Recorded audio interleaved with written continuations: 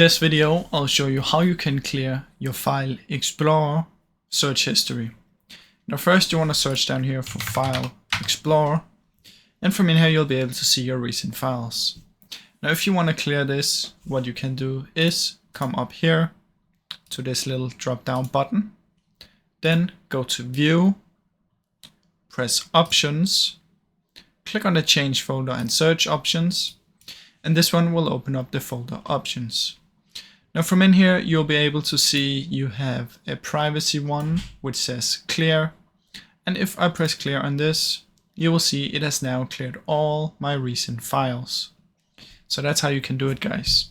It's really simple, and this is on Windows 10. If you're on Windows 11, you will have 3 dots right here. You want to click on that and you can open up the options from in there as well. So that's how you can do it, guys.